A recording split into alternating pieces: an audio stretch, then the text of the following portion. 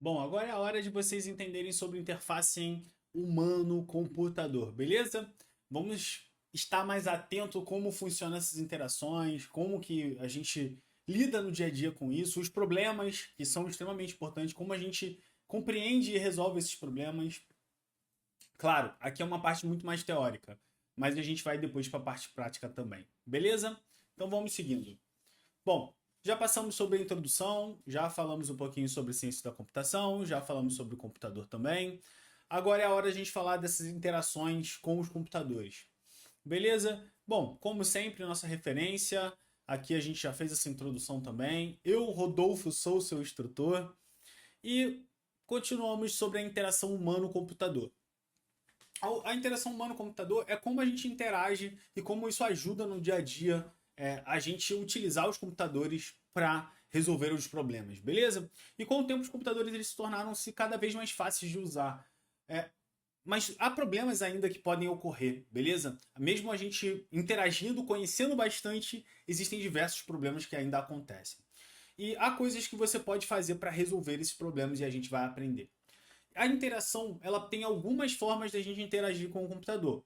Via interface UI, que essa interface é a forma como o videogame, como a gente joga com o videogame, é a interface web, por exemplo, que nós temos ali, o modo de clicar, o gráfico, a utilização através de sensores ao toque, por exemplo, agora.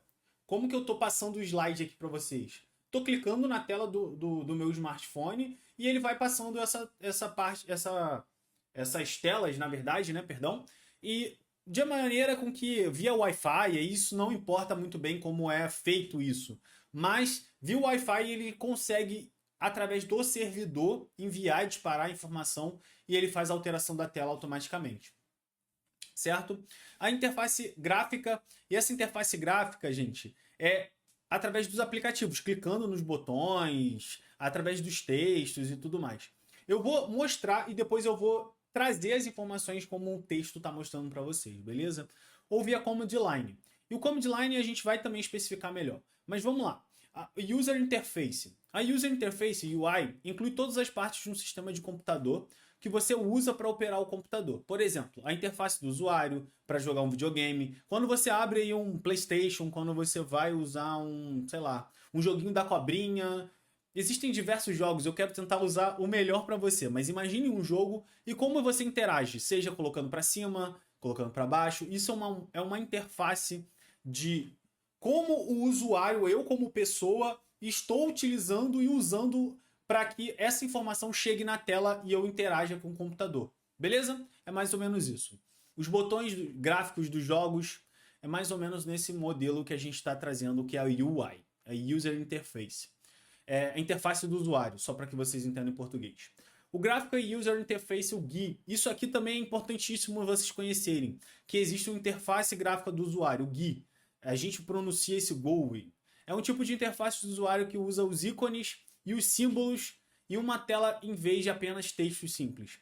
Uma GUI torna fácil para quase qualquer pessoa utilizar o computador de uma maneira simples. A maioria das interfaces de usuários são GUIs.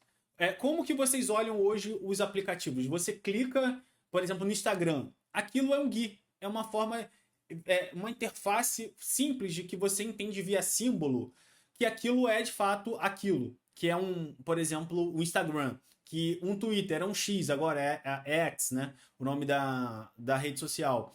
Por exemplo, o que a skill é? A skill é uma bolinha, então você sabe, a Hotmart. Enfim, a infinidade de coisas que a gente, através de um ícone, já conseguimos identificar. Isso é um Graphical User Interface, beleza? Beleza, beleza?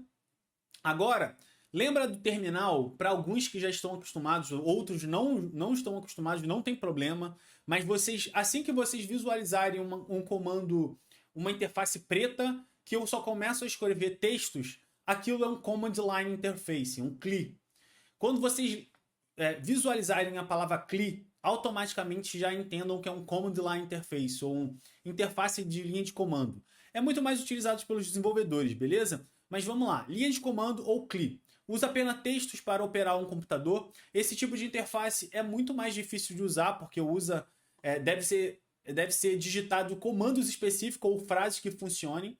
Embora a maioria dos usuários de computadores nunca precise usar um interface linha de comando, um command line interface, é bom aprender se você é um cientista da computação. É bom não, é necessário aprender, beleza? Fechou. Então vamos lá. A interface humano-computador. Com o tempo, o computador ele se tornou mais fácil de usar. No entanto, o problema ainda pode ocorrer quando eles acontecem a coisas que você pode e deve saber fazer. A interação humano-computador, IHC, ela é uma matéria da computação, beleza? Eu estudei bastante isso na faculdade. É uma parte de ciência da computação que estuda e melhora como o usuário trabalha com os computadores. Galera, isso aqui é uma área, UX é uma profissão. Então, para quem gosta desse tipo de abordagem, é como eu uso, a gente está até agora, nesse momento, em 2023, já estamos conversando com uma equipe de UX para eles ajudarem a gente a criar uma maneira suave e agradável ao usuário de usar a nossa ferramenta no Mercado Livre. Então, ela facilita o uso, faz com que uma pessoa que não tenha experiência tecnológica consiga usar facilmente. Se você levar isso para uma criança ou para uma pessoa mais idosa que não é adepta à tecnologia, ela vai ter uma facilidade de uso muito grande. Então é dessa matéria, e a gente tem as diversas leis, tem muitas leis de grandes estudiosos da área que sabem exatamente como construir interfaces. Beleza? Como você usa, por exemplo, o Instagram, por exemplo, aqui, como você chegou até aqui, a esse vídeo, foi fácil. Você foi clicando em lugares específicos, certo? Então é isso. A UI, ou a User Interface são fáceis de usar para todas as pessoas, incluindo aquelas que são cegas ou baixa visão, ou são surdas ou com deficiência auditiva. Todo o sistema operacional, Windows, Android, tem uma acessibilidade que faz com que a leitura da tela, por isso que a gente tem que criar sites e sistemas acessíveis, fazendo com que a tela seja lida facilmente pelos usuários. Assim, as pessoas surdas, elas podem utilizar daquela maneira, ou pessoas com baixa visão ou cegas, elas possam usar de outras maneiras. Então, existe todo um aparato tecnológico que a gente consegue trazer acessibilidade a essas pessoas, beleza? Os sistemas operacionais permitem e a gente, como cientistas, precisamos criar pensando também nisso, beleza? Acessibilidade, como eu havia falado. Vocês podem experimentar um exemplo de interação humano-computador encontrando as configurações de acessibilidade no seu computador, no seu sistema operacional, ou telefone ativando o leitor de tela para ouvir o que está sendo lido em voz alta na tela. Isso é bem legal, tá, gente? Vocês precisam entender que não criam software somente para vocês. A gente tenta abranger o público de maneira geral. Tudo com a qual a tecnologia permite, você precisa criar. Beleza? Por exemplo, muitos telefones têm leitores de telas integrados. Isso permite que o usuário que são cegos ou têm dificuldade de visão ainda possam usar o seu telefone. Um programa que lê em voz alta as palavras da tela. Troubleshoot. Troubleshoot são soluções de problema. Galera, troubleshoot, essa palavra vocês precisam colocar no hall de ferramentas de vocês. Anotem no HackMD. E soluções de problemas é o que nós estamos sempre tentando resolver na nossa área. É adotar uma abordagem sistemática, ou um systematic approach. Esse approach vocês sempre também vão ver. Então é uma abordagem sistêmica e é interessante vocês levarem em consideração approach. Approach. É um passo a passo para resolver erros dentro de um sistema de computação ou software, ou depurar ou debugar, debug. Debug é uma coisa que vocês vão ouvir muito também. Depurar em português não é uma palavra usual, depurar, mas debugging, utilizem e adicione isso no HackMD em qualquer lugar, porque isso é legal. É uma forma da gente criar uma abordagem passo a passo para resolver os problemas. Beleza? Usar uma abordagem sistêmica, um systematic approach, significa seguir um plano ou processos fixos, passo a passo, como instruções para fazer um sanduíche. Um sanduíche de manteiga, de amendoim e geleia. Isso não é algo cotidiano do Brasil, né? Mas é um passo a passo de você fazer o seu café da manhã, por exemplo. E aí cada um tem aqui a sua forma e o seu modo de preparar. Mas é mais ou menos isso, é fazer um passo a passo. Seu computador não liga. Então, uma das primeiras coisas que você faria é garantir que ele esteja conectado a uma fonte de energia. Isso é clássico, básico. Se ele não liga, eu vou verificar a tomada. Ok, já é a primeira hipótese descartada. Não é a energia que não está sendo transmitida. Então, se está ligado na tomada, a energia está sendo passada. Então você verifica se todos os conectores de energia dentro do computador estão conectados com segurança. Então aí a gente vai para a nossa segunda abordagem. A nossa segunda abordagem é verificar se todos os componentes estão em segurança e estão ligados, beleza? Então a gente está fazendo passo a passo. O benefício de uma abordagem sistêmica é que você pode repetir os passos exatamente e pode ter certeza de que deixou nada fora. E aí, galera, a computação significa o seguinte: eu preciso fazer esse passo a passo, você aí que está me vendo agora precisa fazer o passo a passo, o seu colega precisa fazer o passo a passo, e isso a gente precisa ter verdade que aquilo foi ok e que verificamos atentamente e nossos 3 passos rodou da mesma maneira e o problema não foi sanado porque o passo a passo foi corretamente feito dos problemas. Porque a gente está eliminando de hipótese em hipótese, galera. Vocês criam uma hipótese, descarta essa hipótese. Cria uma outra hipótese, descarta essa hipótese. Logo, se eu passo essas hipóteses para uma outra pessoa, ela deveria ser capaz de facilmente ter em mente que aquilo não está errado. Beleza? Que aquilo ali não é o problema. E aí a gente vai fazendo até achar o problema. Certo? E vamos falar agora sobre debug. Encontrar e corrigir bugs. Bugs é inseto, galera. Então, bugs aí tem um problema que ocorreu na época daqueles grandes computadores em que usavam-se discos perfurados, né? Então, esses discos perfurados tinham um inseto e aí ficou esse jargão de bugs. Então, é achar um erro. Bug é porque tem um erro dentro de um determinado programa. O debug ou depuração é uma forma específica de solução de problemas que é usada para os programadores, né? Para a gente resolver e achar um problema. Os bugs podem ser causados por erros de digitação ou por não seguir as regras ou os formatos de linguagem de programação. O bug, gente, só para deixar bem claro, se eu coloco, por exemplo, um ponto e vírgula na hora que eu escrevo um programa e o programa não aceita ponto e vírgula, isso é um bug. Ele não aceita, tá dando errado. Eu não coloquei a sintaxe certa. Isso é um erro de digitação. Ou por não seguir as regras. Por exemplo, eu digo que 1 mais 1 ele tem que ter o sinal de mais para somar e eu coloco menos, isso é um problema de regra de negócio, vocês concordam? Se você colocou, ao invés de mais, você colocou menos, você está subtraindo. A regra de negócio está errada. O desenvolvedor colocou um bug. E o erro pode não ser da máquina, é do desenvolvedor. E isso é um bug também. Ou o formato das linguagens de programação. Às vezes uma linguagem de programação ela pode usar um símbolo, sei lá, um símbolo var, que ele dita que aquilo é variável. E ele não colocou o var. Então eu estou colocando um formato errado que a linguagem não aceita, certo?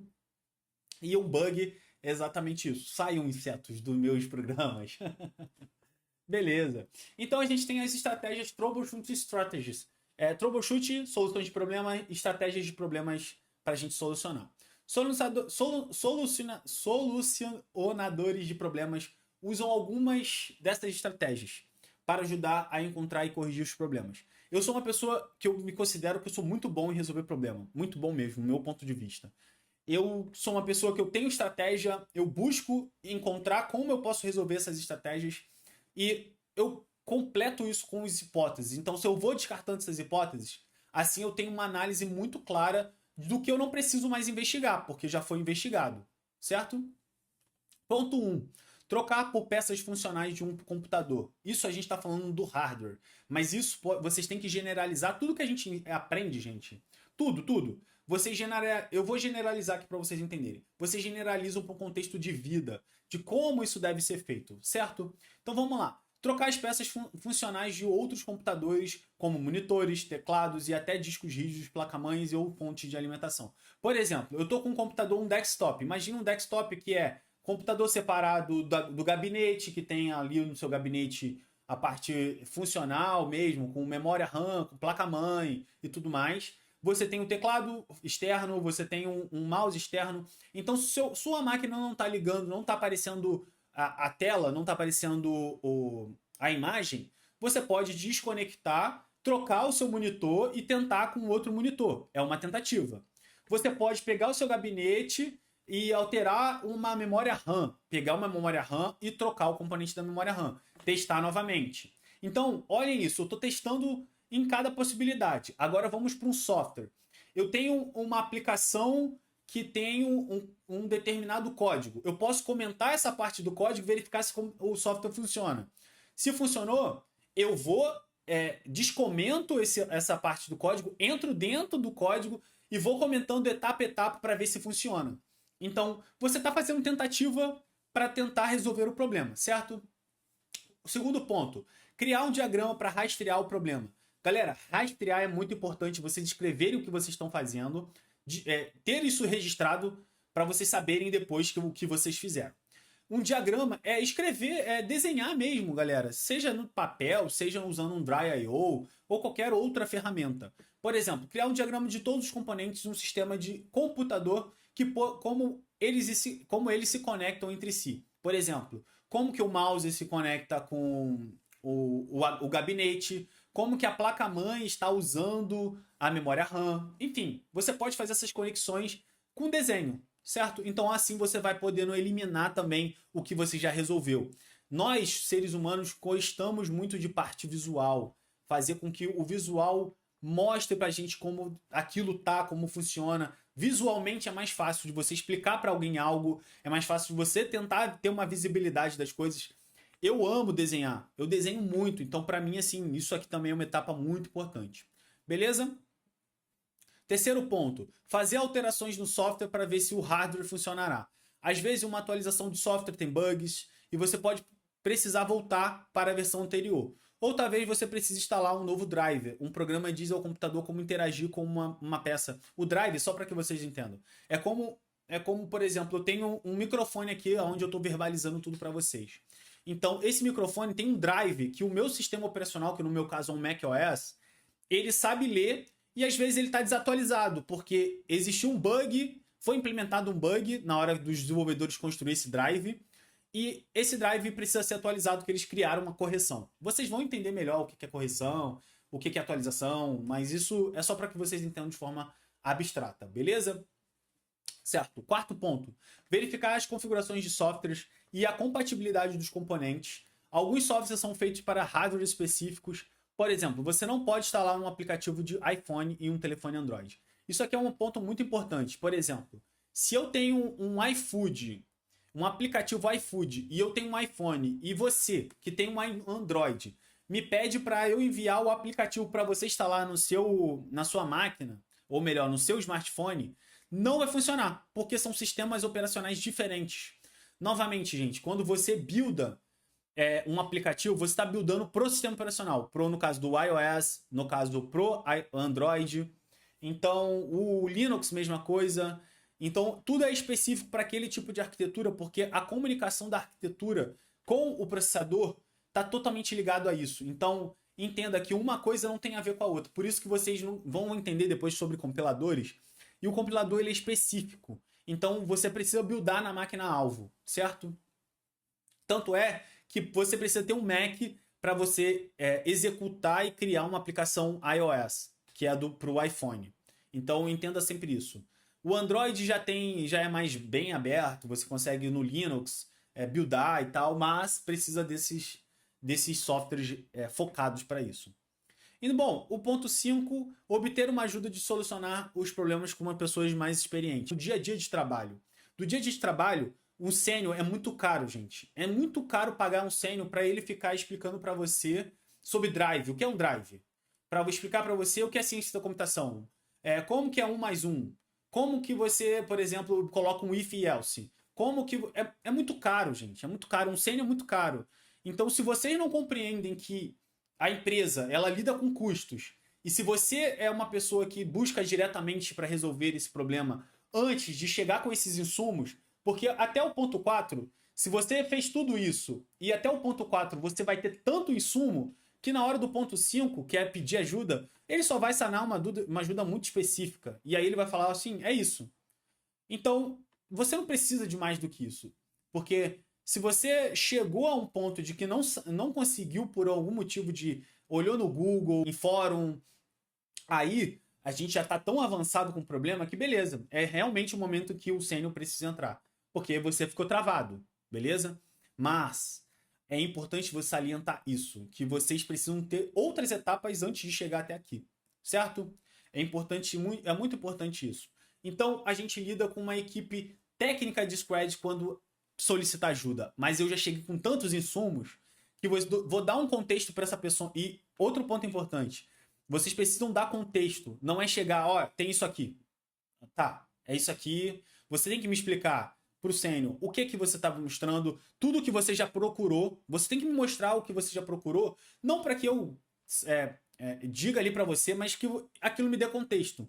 Você já buscou aonde os links, o que que você buscou, como você buscou? Eu preciso entender tudo isso, porque na hora que eu for te explicar, ou na hora que eu for buscar com você a sanar essas dúvidas, eu preciso entender o passo a passo, porque eu não vou precisar ficar buscando automaticamente tudo isso. Porque se você já buscou, você já tem os links, você já tem tudo. Eu vou olhar rápido, eu como experiente, vou dar uma passada rápido. Entendi. Ah, beleza, vamos tentar por esse caminho, por esse. Ah, você já tentou esse? Então nem vamos tentar, porque eu já confio que você tentou. Entende? É muito importante isso. E agora a gente tem que ir para os desafios dos nossos exercícios. Eu agradeço muito novamente estar com você e vamos para a próxima aula. Muito obrigado, galera. E novamente, foquem sempre em estudar mais coisas, não só fiquem no que a gente passou por aqui, façam os exercícios, é extremamente tudo isso para o desenvolvimento de vocês, beleza? Muitíssimo obrigado, nos vemos na próxima aula.